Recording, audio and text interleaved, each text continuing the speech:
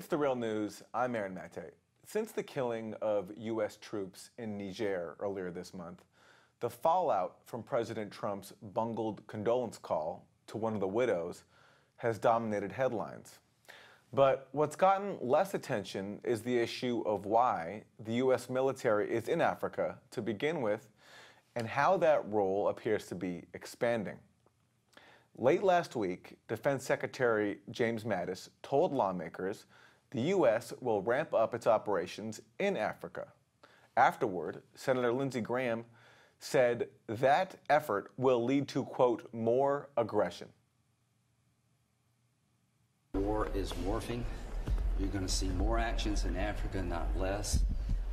You're going to see more aggression by the United States toward our enemies, not less.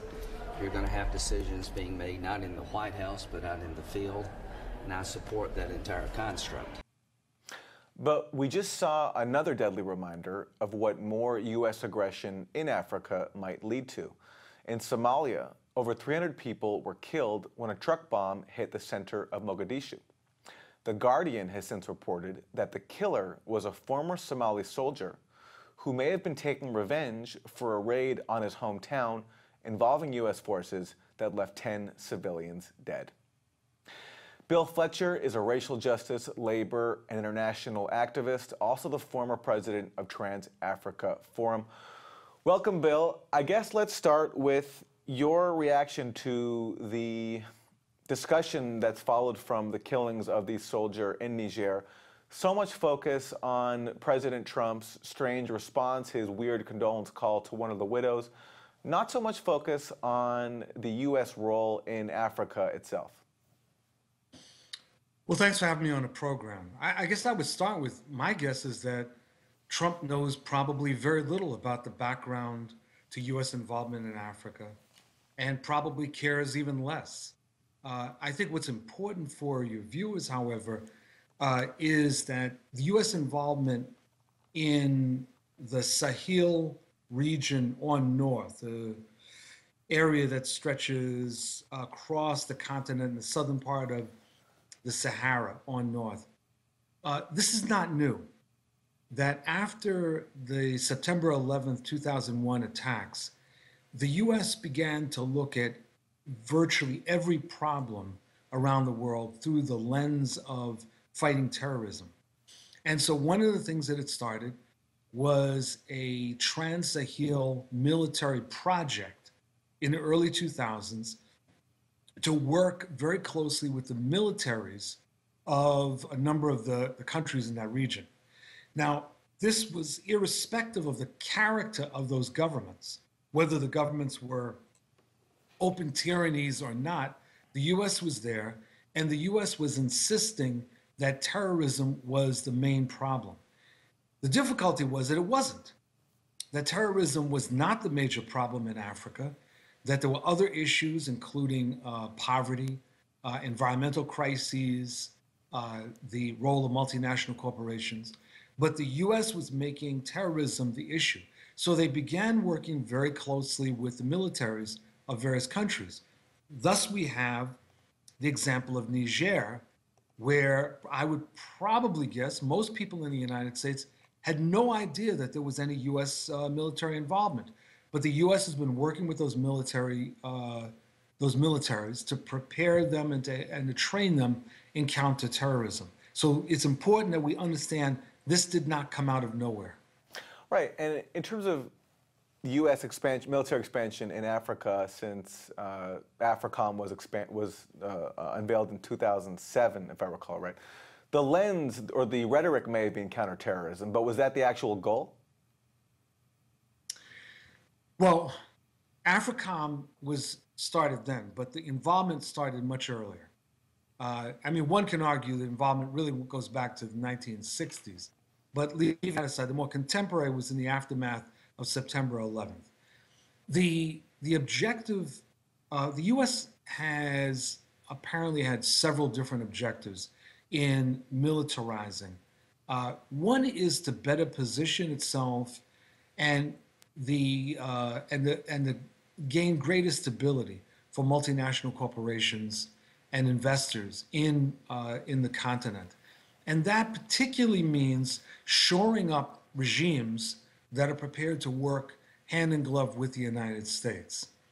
The second thing is that, there's that saying, what is it? If you're a hammer, every problem is a nail, or something along those lines. With the U.S., the way that they look at the world, the upper branches of the United States, they look at the world through the lens of terrorism. So they define problems when there is instability, when there are uprisings. One of the first things that they look for is alleged terrorism.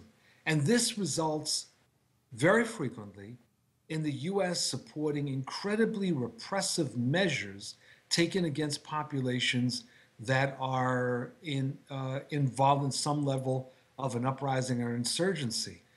And that takes us to Somalia, where the United States has insisted, first, in ignoring the crisis in Somalia after the overthrow of Siad Barre in 1991, who was a longtime dictator, allowing Somalia to degenerate into warlord states, and then assuming, when there was an Islamist movement called the Islamic Courts that arose, assuming that that movement was somehow a terrorist operation and had to be crushed.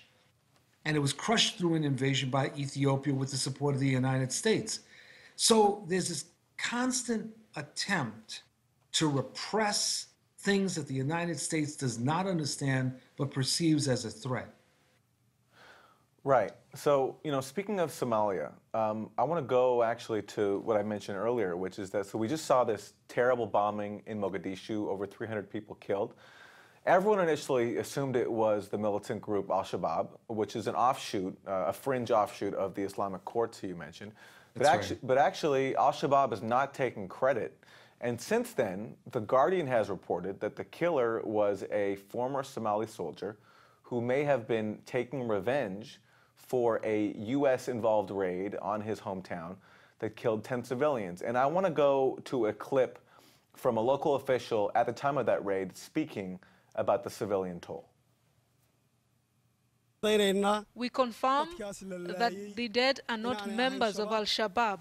They were not fighters. They were civilians working on their farms when they were killed.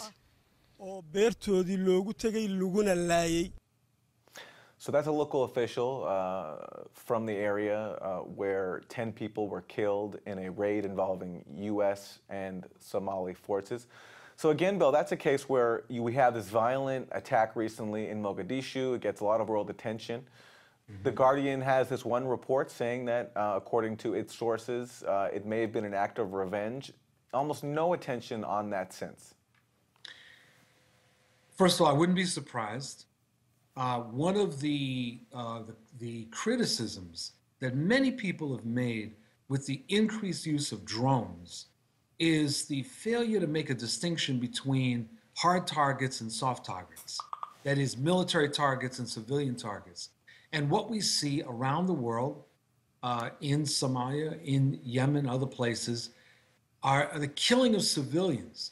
And it's all treated as what's called collateral damage. But this is happening because of this failure of both intelligence as well as technology. I wouldn't be surprised in the least if that is actually what happened. But the deeper problem is that Somalia remains racked in a de facto civil war. And that what is needed more than anything else is a mediated settlement of several different crises that exist there. It's not just Al-Shabaab. It's Al-Shabaab, there are secessionist movements, there's issues about corruption. There are a number of these things that have to be taken on as part of a comprehensive peace program. Again, what you don't find from the United States is any encouragement for that kind of resolution of the problem and a constant return to, we smash these forces with more drones and ultimately with troops on the ground. Right, and also you have military interventions like the NATO intervention in Libya that overthrew Gaddafi, which also had repercussions for the region because one of its impacts was to spread Gaddafi's weapons cache into neighboring countries, including Mali, which also saw a very deadly insurgency. That's true, although it's more complicated because there was an uprising in Libya against Gaddafi. And that would take us in a somewhat different direction. But I would agree with you absolutely that with his overthrow and with the chaos that existed in Libya afterwards, there was a proliferation of arms all over the place. And that contributed to the insurrection that took place in northern Mali and the emergence of the Al-Qaeda branch there that displaced the Tuareg rebels that were protesting against the government. So when you have those kinds of guns out there, any number of things can happen. Right. You know, Bill, I wanted to read from you. I want to read for you just some excerpts of a recent UN study about violent extremism in Africa. It's called Journey to Extremism. And it found some interest. It interviewed former extremists in Africa and looking at their reasons for joining militant groups. And this is what it found. It said, in a majority of cases, paradoxically, state action appears to be the primary factor finally pushing individuals into violent extremism in Africa. Of more than 500 former members of militant organizations interviewed for the report, 71% pointed to government action, including killing of a family member or friend or arrest of a family member or friend, as the incident that prompted them to join a group. So 71% with that response saying that it was a government action that prompted them to take up arms. Oh, that comes as absolutely no surprise. And see, here's the problem. When the United States props up these tyrannies that repress their populations, repress peaceful dissent in many cases, why then should it surprise us when the response is in a military form? So no, that comes as absolutely no surprise. If you look at these different governments, they are not paragons of democracy. Bill, let me try to answer your question by saying that the reason why it might surprise people is because we're given such a different picture by our leaders here in the U.S. And as an example of that, let me go to the White House Chief of Staff, John Kelly, from his infamous news conference last week, when he talked about the reason why U.S. troops are in places like Niger.